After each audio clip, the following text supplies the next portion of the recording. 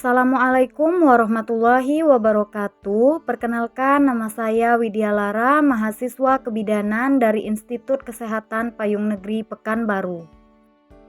Baiklah, di sini saya akan melakukan screening perilaku hidup bersih dan sehat saat menstruasi yang bertujuan untuk meningkatkan derajat kesehatan, memelihara kesehatan diri sendiri, menjaga kepercayaan diri saat menstruasi, dan mencegah penyakit. Oh iya, silakan maju ya Dek ya.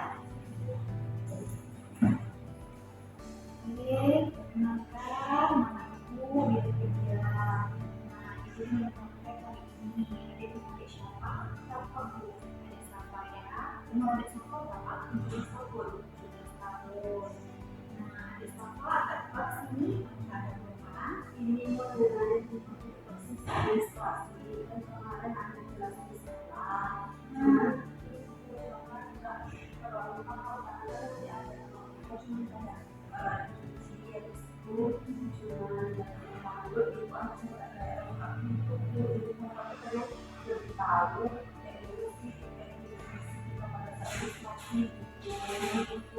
berarti di sekolah udah ada dijelaskan sedikit Pak ya. Bisa berarti masih belum paham. Kalau masih belum paham, baiklah di sini kita coba ya menjelaskan berapa biasa paham menstruasi. Nah, tanya dulu, Safa mengetahui menstruasi ini seperti apa? Menurut pendapat Safa itu ini dari luar dari bawah bulangan detailnya ya. Ada lagi yang mau tahu tentang menstruasi? Wajah. Saya beberapa tahun menstruasi berapa?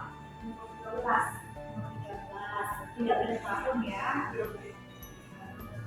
4 tahun lah ya, berarti sampai 12 tahun ya. Nah, di sini kita coba jelaskan ya sampai ya. Nah, jadi menstruasi itu adalah proses pembuangan darah merah. Nah, seperti apa prosesnya? Reaksinya. Nah, ini kan rahim. Ini rahim wanita seperti ini dia bentuknya ya. Nah, rahim wanita ini adalah peristiwa peluruhan. Nah, peluruhan dari dinding rahim. Nah, di dinding rahim ini kan banyak pembuluh darah. Nah, hal ini menyebabkan dia lumpuh, terus jika keluar darah di sini. Di sini namanya kita sebut dengan kemaluan atau vagina, lumpuhan ya. Nah, kemudian berapa lama menstruasi? Nah, saya tahu berapa lama? 6 sampai 7 hari. 6 sampai 7 hari. Normalnya hari menstruasi ini 3 sampai 7 hari. Nah, kita kata normal. Nah, biasanya kan kita dapatnya 1 bulan sekali, ya. Lalu kemudian ibu mau tanya, Safa biasanya membangun berapa kali dalam hari? 4 kali, 4 kali. Kapan aja tuh? Pagi, berangkat sekolah, siang, habis itu sore, terus sebelum mau tidur.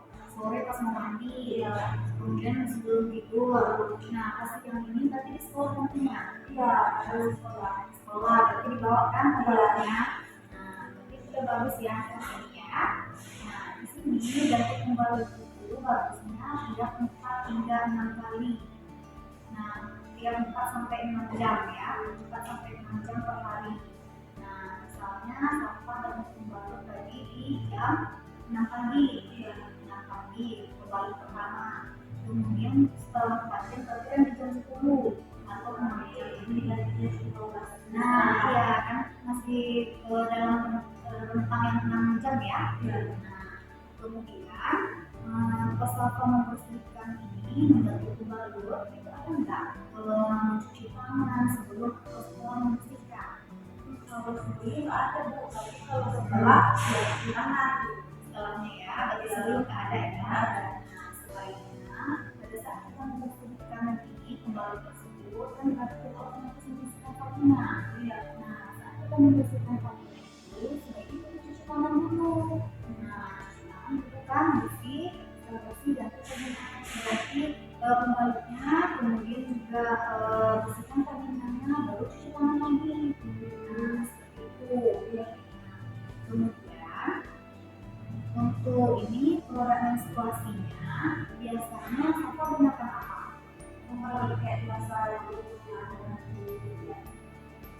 pembalut ya. Ini yang kayak gini bentuknya, ya. Berarti kayak gini ya, berarti produk yang udah ada ya. Nah, siapa tahu yang pembalut lain kayak ini juga, dia bentuknya kayak gini ya, pembalut kayak gitu.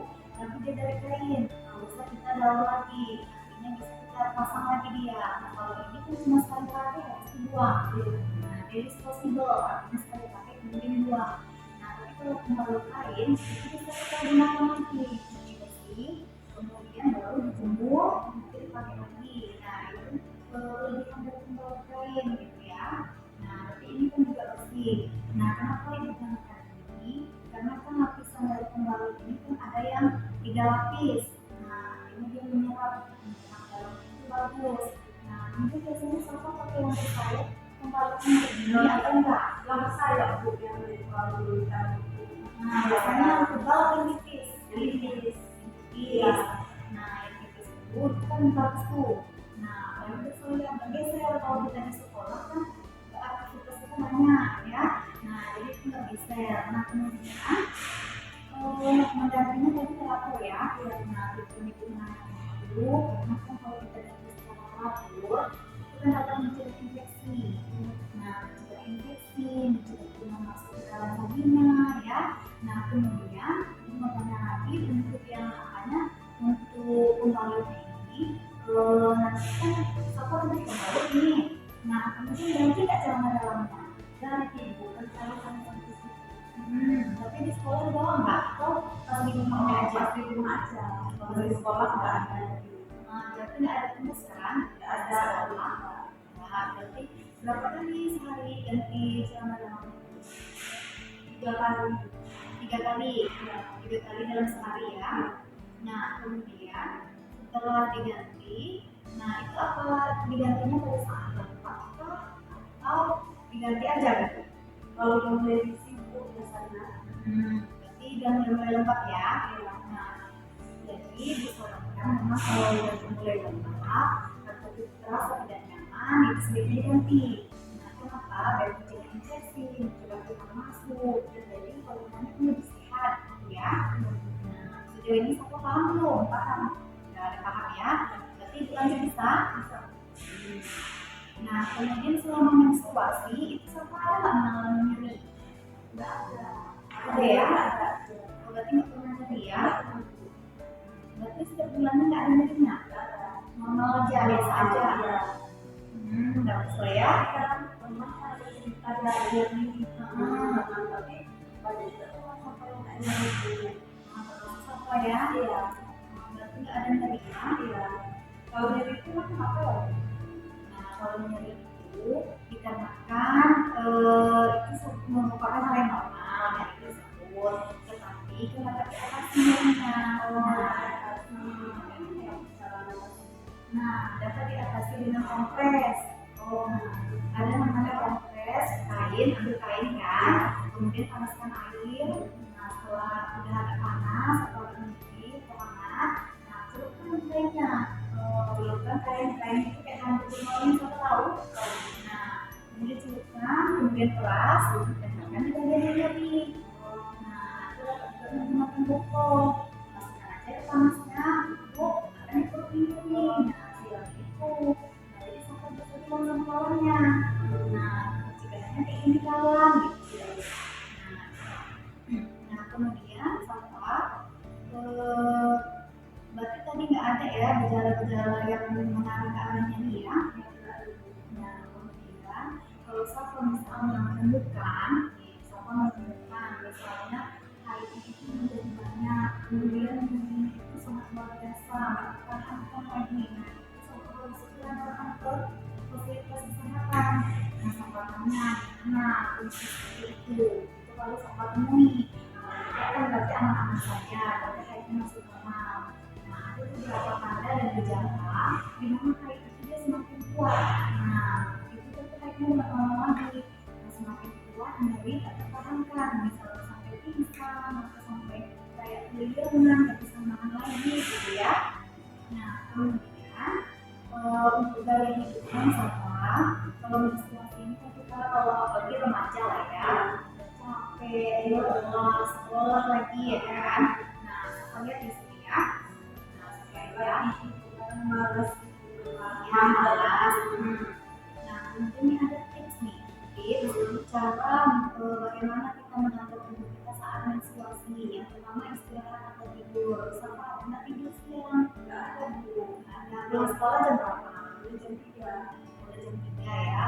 Nah, kemudian ada tidur malam. Ada tapi harus bekerja yang nonton laptop.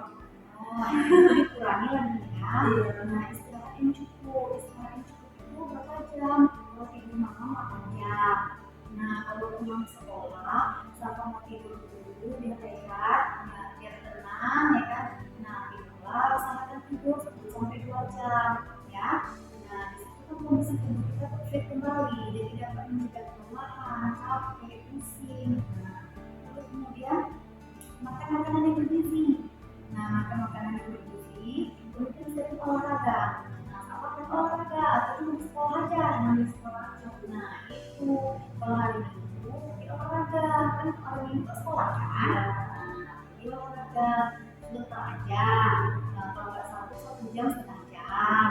Nah, kemudian kalau misalnya safar bingung, kemudian misalnya ada gejala yang tidak pas, rasanya beda ya dari kawan-kawan.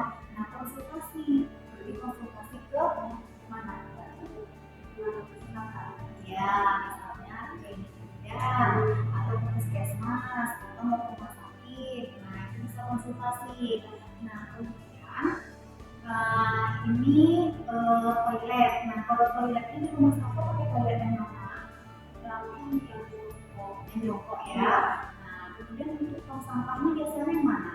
Apakah yang terbuka seperti ini? Nah, yang terbuka. Nah, sebaiknya tong sampahnya seperti ini yang ada tutupnya. Jadi sekali buang langsung tutup. Soalnya kadang kalau kita masukkan ke tong sampah yang terbuka kan keluar kan dia kadang nggak pas kalau kita ini buangnya kalau nggak pas dia bisa keluar. Nah, itu kan kurang bersih jadinya.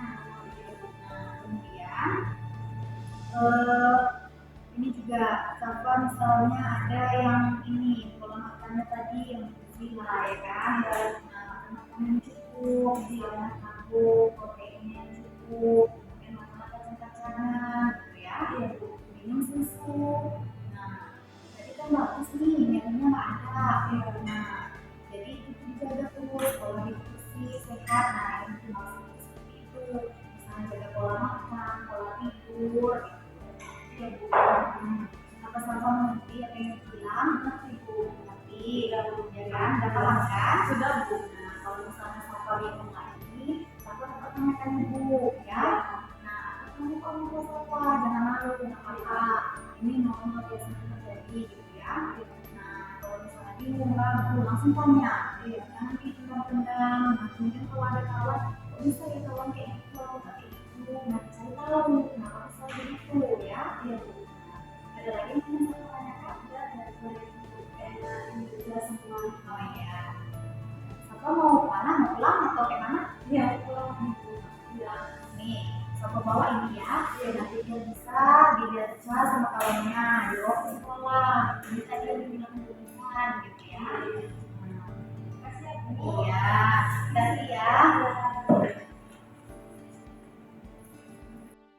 Demikianlah pembuatan video tentang screening perilaku hidup bersih dan sehat saat menstruasi. Semoga bermanfaat. Terima kasih. Assalamualaikum warahmatullahi wabarakatuh.